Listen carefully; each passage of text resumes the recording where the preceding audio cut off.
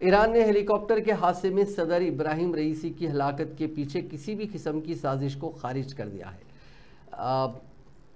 ख्याल रहे कि रईसी और वजीर खारजा हुसैन अमीर अब्दुल हयान समेत हेलीकॉप्टर पर सवार तमाम 9 अफराद 19 मई को पेश आने वाले हादसे में हलाक हो गए थे।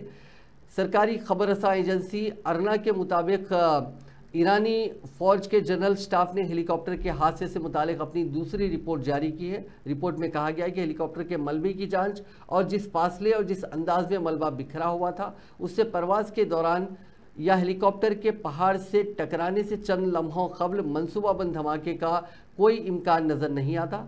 रिपोर्ट में कहा गया कि तबाह होने वाला हेलीकॉप्टर, इस पर इलेक्ट्रॉनिक वॉरफेयर का कोई निशान नहीं मिला। ताहम मशरकी आज़रबाईजान सूबे के दारुल-हुकूमत तिब्रीज़ वापसी के रास्ते में मौसम कैसा था, इसके लिए अभी मजीद तहकीकात की ज़रूरत है। रिपोर्ट में कहा गया कि हेलीकॉप्टर पर मुसाफिरों और सामान का कुल वजन टेक ऑफ और प्रवास के दौरान ज़्यादा से ज़्यादा हद के अंदर था। इसके अलावा हेलीकॉप्टर के गिरकर तबाह होने से 69 सेकंड पहले तक हेलीकॉप्टर के अमले के अरकान एक मखसूस फ्रीक्वेंसी पर राब्ते में थे, जिससे मौसलात में खलल या फ्रीक्वेंसी में मुदाखलत का इम्कान खारिज होता है। ईरानी फौज के जनरल स्टाफ की तहकीकाती कमेटी की पहली रिपोर्ट 23 मई को जारी की गई थी।